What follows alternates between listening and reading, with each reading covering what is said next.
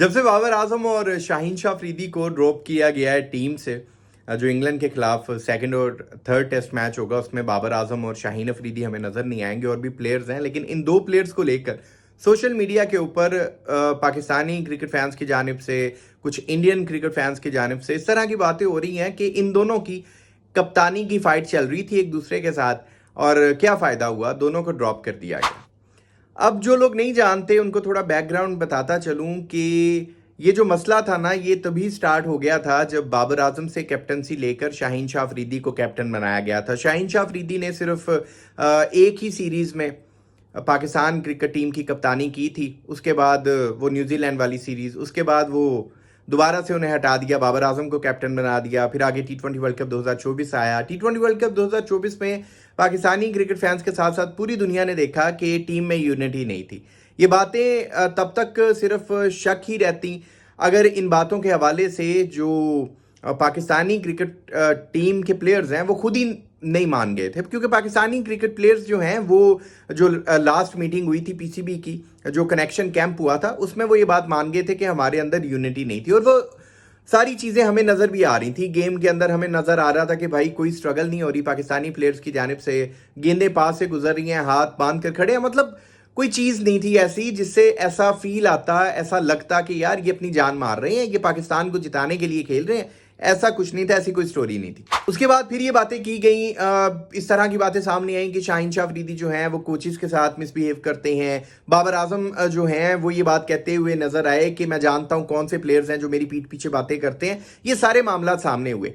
अब हम देख रहे हैं कि बाबर आजम और शाहीन शाह अफरीदी जो पाकिस्तान क्रिकेट टीम के पिलर हुआ करते थे, अब नहीं है, टीम में ड्रॉप कर दिया है, उन्हें रेस्ट पर भेज दिया है, ड्रॉप कर दिया है। जो भी आपने कहना है कह लें, जो आपने समझना है आप समझ सकते हैं, लेकिन हकीकत ये है कि 9 साल के बाद बाबर आजम को ड्रॉप किया गया है। पहले बाबर आजम ने अपनी कप्तानी से रिटायरमेंट दी, अब बाबर आजम को टीम से ही ड्रॉप कर दिया गया, घर भेज दिया गया है। बल्कि बहुत सारे लोग तो इसके ऊपर मीम्स बना रहे हैं कि बाबर आजम भी अब जो सेकंड टेस्ट मैच होगा वो हमारी तरह से टीवी पर बैठकर देखेंगे। ये सारी बातें हो रही हैं। अब इस बात को लेकर जो सबसे ज्यादा फैंस में डिस्कशन हो रही है वो ये हो रही है कि इन दोनों का कप्तानी को लेकर आपस में रोला था, आपस में मसला था। हर कोई चाह रहा था कि कप्तान मैं रहूं, मैं कप्तान बन जाऊं। अब इन दोनों को ड्रॉप कर दिया है तो इन दोनों के हाथ में क्या आया। देखिए, जहां तक बात है कि शाहीन शाह अफरीदी को पहले कैप्टन आपने बनाया, बहुत सारे जो स्पोर्ट्स जर्नलिस्ट हैं, फॉर्मर क्रिकेटर्स हैं, उनका ये कहना है कि अगर आपने शाहीन शाह अफरीदी को कैप्टन बना दिया था तो आपको शाहीन शाह अफरीदी से कप्तानी नहीं लेनी चाहिए थी। लेकिन इसके ऊपर जो दूसरा पॉइंट ऑफ व्यू है वो ये है कि आपको शाहीन शाह अफरीदी को ऐसे टाइम में कैप्टन बनाना ही नहीं चाहिए था जब उनकी खुद की पेस डिस्टर्ब हुई है। वो शाहीन शाह अफरीदी जो 150 पर बड़ी आसानी से गेंद फेंक दिया करते थे, वो जब 135 136 की उनकी पेस जा रही है, उनको कोई हिडन इंजरी चल रही है जिसका दुनिया को पता नहीं है, ऐसे टाइम में आप शाहीन शाह अफरीदी को कैप्टन बना रहे हैं। और आपकी टीम का कोई भी ऐसा कैप्टन कैसे हो सकता है जिसका आपने वर्कलोड मैनेज करना है। यानी कि शाहीन शाह अफरीदी आपका मेन पेसर है, आपका मेन बॉलर है, आपने उसका वर्कलोड भी मैनेज करना है। और अगर आपने उसको कैप्टन बना दिया तो डेफिनेट सी बात है कि उसका वर्कलोड कैसे मैनेज होगा। ये सारी बातें एक साइड पर रहेगी। बाबर आजम को आप इतने टाइम से देख रहे हैं कि वो कप्तानी में खुद को प्रूव नहीं कर पा रहा। आपने एक बार जब उससे कप्तानी ले ली थी तो दोबारा आपको उसे कैप्टन बनाने की भला क्या जरूरत थी। मतलब आपने एक टफ डिसीजन कर लिया है, आपने सारे प्रेशर को देखते हुए भी बाबर आजम से कप्तानी ले ली, आपने उसके बाद फिर दोबारा बाबर आजम को कैप्टन बना दिया।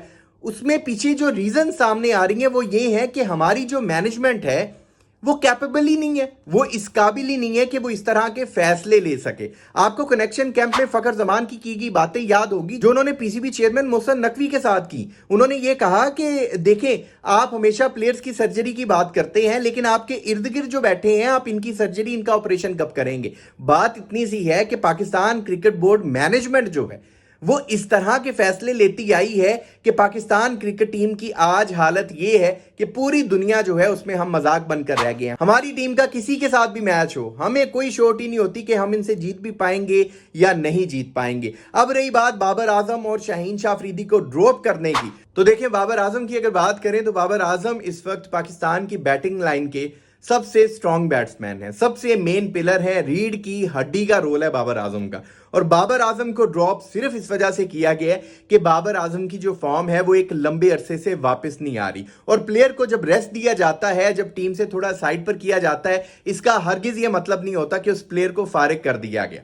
उसका मतलब ये होता है कि वो प्लेयर जो है वो अपनी फॉर्म के ऊपर फोकस करे और दोबारा से फ्रेश होकर वो टीम में वापस है। और देखिएगा आप अनकरीब आप देखेंगे कि बाबर आजम की फॉर्म वापस आ गई और बाबर आजम फिर उसी तरह से रिकॉर्ड्स बना रहे हैं जैसे वो आज से कुछ टाइम पहले बनाया करते थे। अब रही बात शाहीन शाह अफरीदी की, तो शाहीन शाह अफरीदी का जो वर्कलोड है वो मैनेज करना बहुत जरूरी है। शाहीन शाह अफरीदी पाकिस्तान के मेन पेसर हैं, अगर वो एक लंबे अरसे से परफॉर्म नहीं कर पा रहे तो जरूरत है उन्हें रेस्ट दिया जाए, उनके वर्कलोड को मैनेज किया जाए। बाकी ये जितनी बातें आप सोशल मीडिया पर होती देख रहे हैं, इंडियन साइड पर, इंडियन मीडिया की साइड पर होती देख रहे हैं, पाकिस्तानी स्पोर्ट्स जर्नलिस्ट कर रहे हैं कि कप्तानी के मसले की वजह से शायद इनके साथ ऐसा हुआ, तो ऐसी कोई स्टोरी नहीं है। आपके दो मेन प्लेयर हैं, आप उन दोनों मेन प्लेयर को जाया नहीं करना चाहते, इस वजह से आपने उन्हें टीम से ड्रॉप किया है। बाकी वीडियो में की बातों के हवाले से आप दोस्त अपनी क्या राय रखते हैं कमेंट सेक्शन में अपनी कीमती राय जरूर दीजिएगा। आपके कमेंट्स का इंतजार रहेगा। अगर अभी तक आपने इस यूट्यूब चैनल को सब्सक्राइब नहीं किया तो लाजमी कर लें ताकि क्रिकेट से रिलेटेड अपडेट्स आप दोस्तों तक पहुंचती रहे। अपना बहुत ख्याल रखिएगा, दुआ में याद रखिएगा।